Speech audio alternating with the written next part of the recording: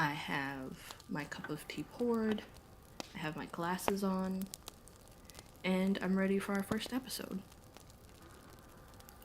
So my goal in the filmside chat is to just show you guys hopefully some relaxing images and just give you a few thoughts to think about. Maybe you can relax this video and maybe you start thinking about an idea in a different way. So enjoy. So for today's episode, the very first episode of Filmside Chat, we will be looking into, is Nicolas Cage a good actor? Now I'm sure many of you already have your ideas on Nicolas Cage. Most people do. When they hear Nicolas Cage's name, you just already have ideas in your head. I'm sure you already have memes or a picture in your head of a really crazy face he made one time. And that's something we're going to discuss today. So Nicolas Cage is an actor who is highly contentious. When his name is mentioned in conversation, it sparks extreme reactions from even the most level-headed. Some argue Cage is a cliched hack who is only able to scream his lines with wild eyes no matter the affect required of a scene, only being eccentric so that he is noticed. Others may argue that he is an unrecognized genius who has never been awarded broad recognition of his talents as compared to Marlon Brando, an actor who shares his transformative and theatrical methodology. Whatever it is you believe, it is undeniable that Nick Cage has carved out for himself a fascinating niche in cinema, cementing his legacy as an actor whose essence is defined by an unrelenting exploration into what it means to be an actor through a postmodern aesthetic, which can only be successfully parodied by himself. I argue that for every actor, a successful and creatively stimulating marriage between filmmaker and actor is necessary for a film to be regarded as good. Part 1. Bad versus good.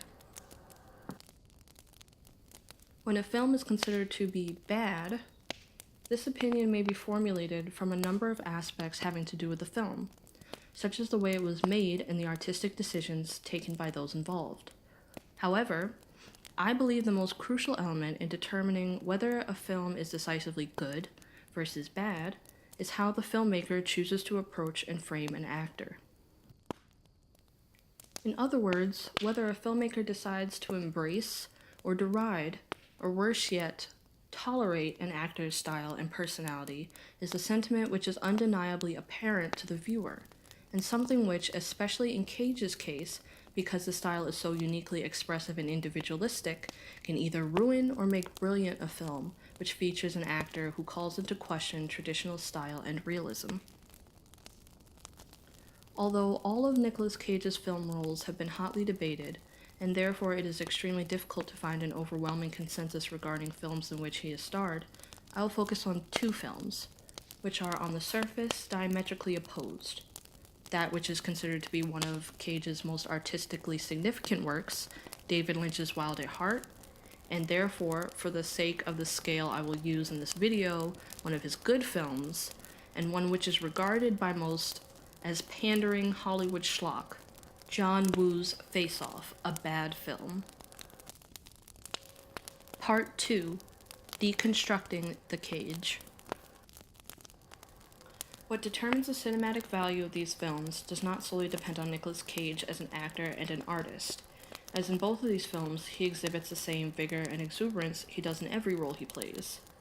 Despite his being the star and therefore bearing a substantial burden of responsibility, when one film is argued by most to be of artistic value, while the other is dismissed as trash.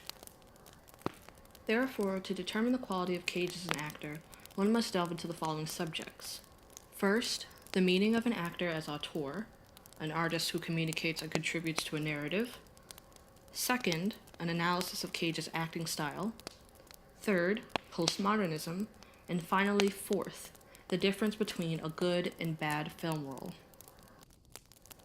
The auteur theory, as it applies to actors, is defined as the concept that an actor may influence a film as much as a writer, director, or producer.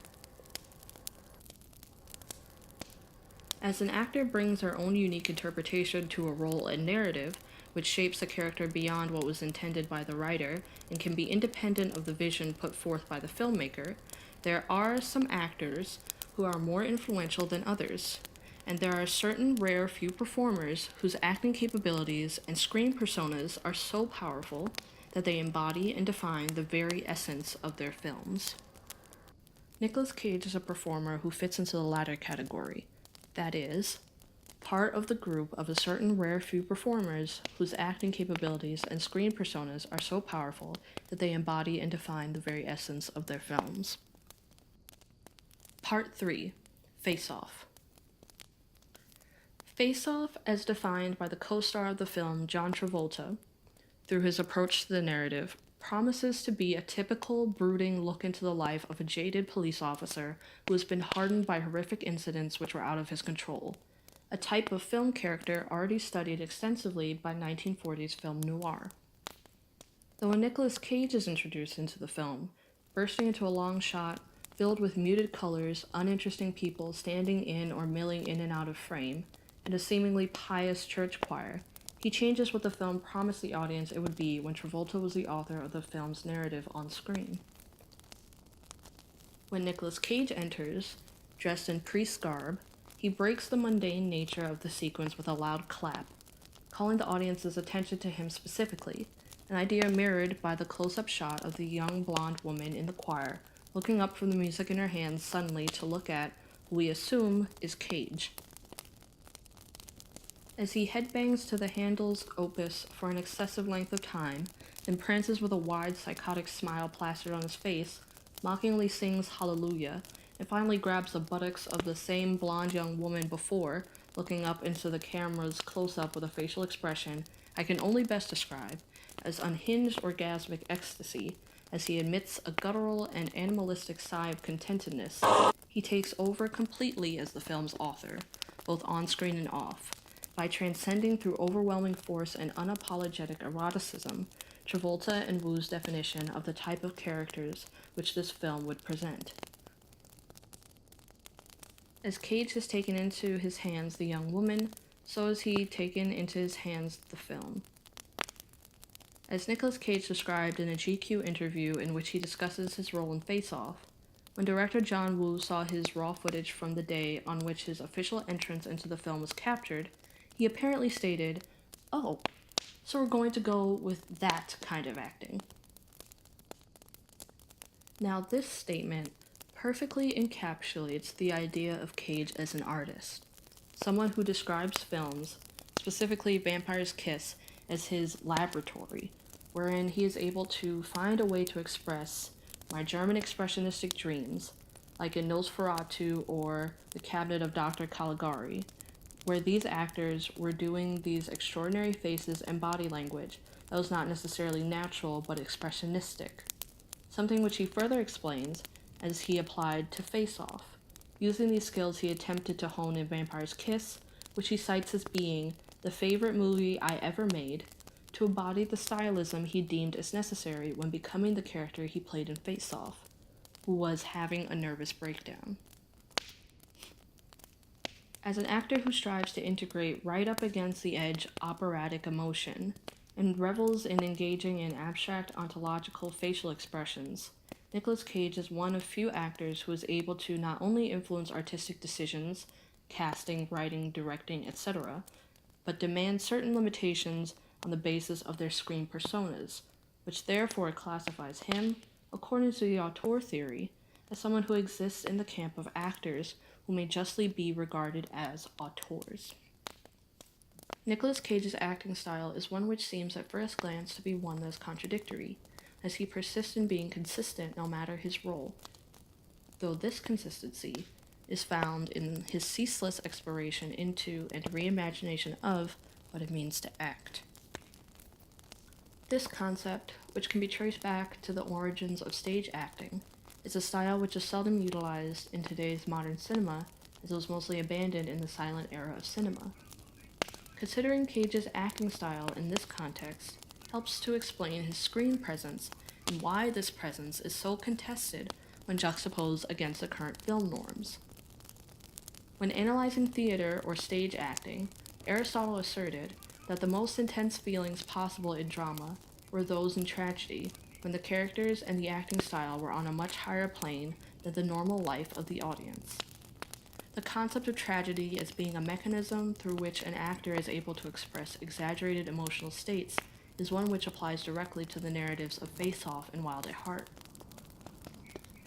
In Face Off, Cage, split between two roles, explores the often expected and accepted role of leading men in Hollywood cinema, proliferated especially by roles taken on most often by actors such as Bruce Willis and Sylvester Stallone in the film's context of the 1990s, the facade of overwhelming bravado, unmatched sexual prowess, and a domineering sense of overconfidence.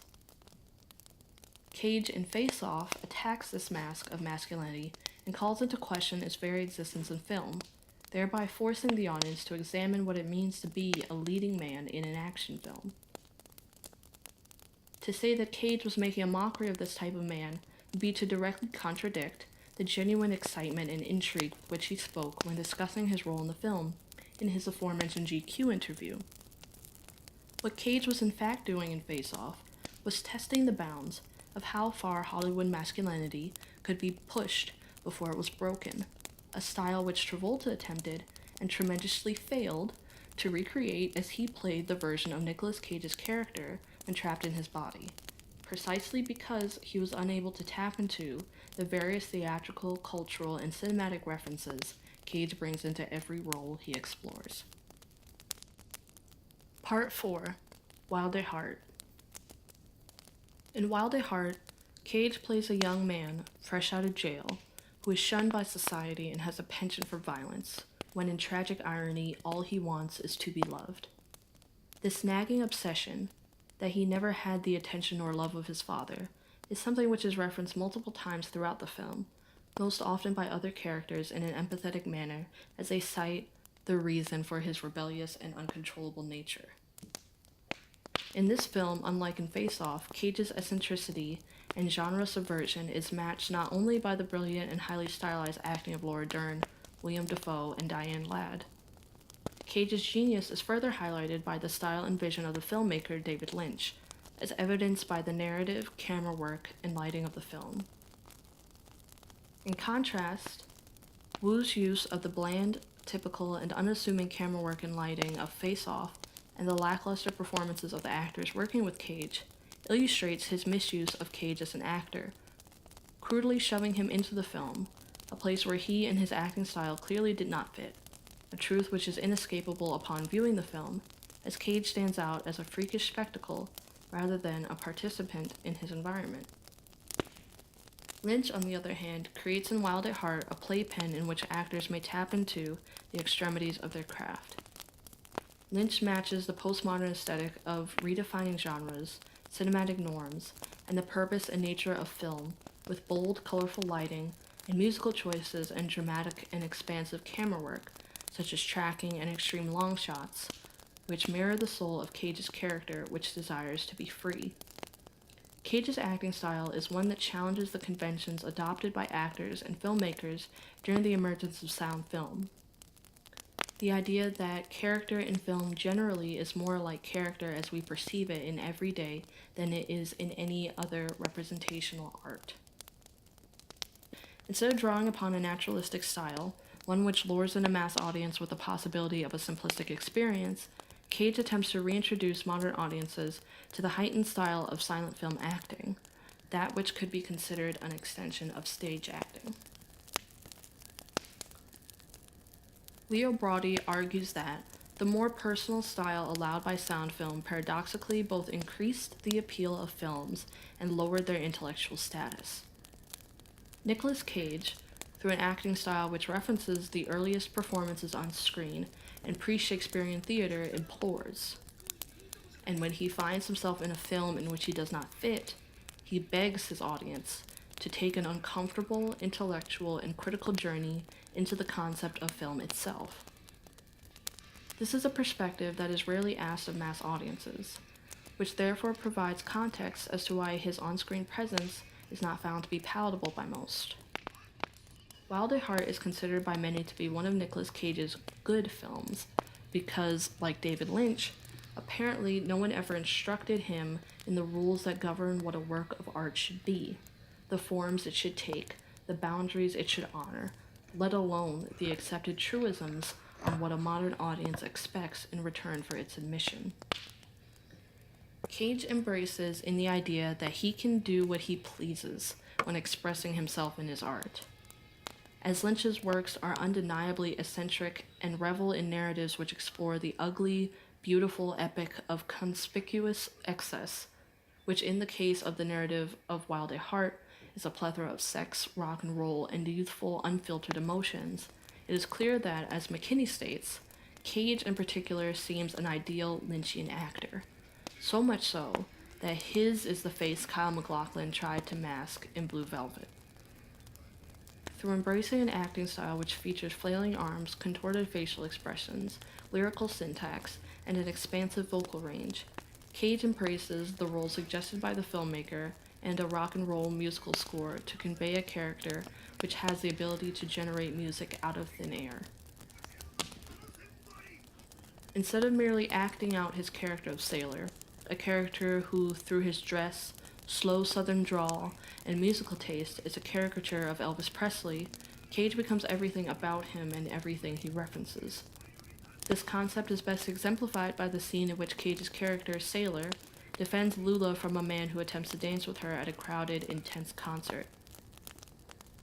The large crowd is filmed mostly using a medium-length shot, making the space feel cramped, suffocating, hot, and sticky from sweat, as the patrons dance feverishly, as if possessed, while the scene is flooded with intense light, varying in shades of bright red and blue as white light flashes rapidly in an almost stroke-inducing fashion. Cage's dancing, even in a crowd of people who are also flailing wildly, is especially expressive as he kicks, stomps, headbangs, and finally thrashes his arms. Lynch's camera work emphasizes and highlights the ability of Cage to consume the frame, as exemplified by the other dancers being spaced away from him, as if they are dancing around him and he is the show's leading man, despite the fact that he stands directly in front of the raised stage on which the band plays. This commanding performance is further accentuated by the way in which Cage is able to immediately silence the band by simply raising his hand, making it clear that he is the one we are meant to watch in this scene, and, as continually asserted through Lynch's camera work, the entirety of the film. Music, and therefore art, in this film becomes a liberating force which has the power to deliver people from the evils of the world, something all postmodern artists, including Nicolas Cage, explore through their work. Part 5. Elvis, Nicolas, and Postmodernism. The clever use of Nicolas Cage in playing a character who is imitating Elvis Presley is that Presley's approach to art is so closely aligned with the acting style Cage employs. In Thomas C. Carlson's essay, Ad Hoc Rock, Elvis and the Aesthetics of Postmodernism, among other artists who have evoked Presley and the postmodern aesthetic, he lists Nicolas Cage and his role in Wild at Heart specifically. Akin to Cage's transgressive style of creating an amalgam of theater and cinema references to reconstruct the norms of acting, Elvis was the first performer to understand instinctively the dual oral and visual nature of rock discourse, and to exploit that discourse in a radically transgressive way that met an emerging cultural need. Carlson states that Elvis created an art so powerful that it forced his audience to reconsider how it would listen and respond to its own culture, a style which mirrors the way in which Cage, through applying his similar acting style to various types of film, that which the majority opinion may consider good, and that which may be considered bad, Cage forces his audience to reformulate how we determine what type of acting is good or bad. Carlson defines postmodernism as a concept which exists as an aesthetic designation or cultural paradigm that resists any simple definition, though is able to be characterized by an artist's obsession with the problematics of self. This idea means that the postmodernist often seeks to dramatize this belief that self, far from being a linear, irreducible product of definable determinisms, is the impermanent product of chance and choice, contingency, necessity, and even banality. Cage, like Elvis, is a postmodernist artist because he is indefinable. He is always changing. Rather than choosing roles which are expected of him, thereby becoming a genre staple, Cage explores every type of film, rejecting no idea over his tenure as an actor. Postmodern creators hone their craft in their attempt, publicly and consciously, to reinvent the self, not from nothing as the modernists would have it, but from existing cultural materials, a concept which Cage references in his interview as the way he prepared for Face Off, by looking towards his previous work and the works of expressionists to expand the possibilities of his chosen art form. As a postmodernist, Nicolas Cage may produce works which may be a relative success, such as Wild at Heart, where his craft allowed him to flourish because of the allowances given to him by the filmmaker and his fellow actors, and he may also create works which are relative failures, such as Face Off, where he became a funhouse mirror version of himself. In this respect, Cage embraces the postmodernist reality all creators face, that one may attempt to arrange these gathered materials into a coherent narrative of the self, or at least to share with his audience the rich irony of his failure. Though instead of allowing his failures to define who he is as an artist, Cage is relentless in pursuing the serial postmodern moment in which art becomes less interpretive than performative, less structured than unscripted, less eternal in the old modernist sense than powerfully temporary and aggressively here and now. Part 6. The End. In conclusion, Nicolas Cage's performances in Face Off and Wild at Heart are aggressively carnal and unapologetically experimental. His is an art form only able to be taken seriously when he, the filmmaker, and the supporting actors collectively push past the boundaries of what are the current standards of normalcy and the way that art is expressed by actors in film. Face Off and Wild at Heart are postmodern in that they both make and transform pop culture references, the former referencing works varying from Strangers on a Train and Handel's Messiah, and the latter referencing Elvis Presley, Little Richard, and the rock and roll movement's cultural appropriation into white culture. Though in both, by embracing postmodernism, Cage's work involves changes that require a reworking of previous aesthetic categories. The films of Nicolas Cage require an active audience which is willing to participate in the strange and unexpected and rethink their cultural references. At first glance, one may believe that all Cage films are bad because his acting style deviates so radically from what has come to be expected by modern audiences. Because it is so unfamiliar and therefore appears so distasteful, it can appear worthy of ridicule. I believe that Cage teaches us something that is radically innovative and inclusive, that all acting styles and films can be appreciated for what they offer to the film language and discourse, no matter how ridiculous or low quality they seem. And with that ends our first episode and our first analysis. So, I thank you all for listening. After this video, you will see all of the citations that I used scroll across your screen, but also know that you can check out the description and our website, duckeyesfilms.com, for a list of the citations and videos that were referenced here. As always, I wish you all good night, and always watch excellent films. Thank you, and I'll see you next time.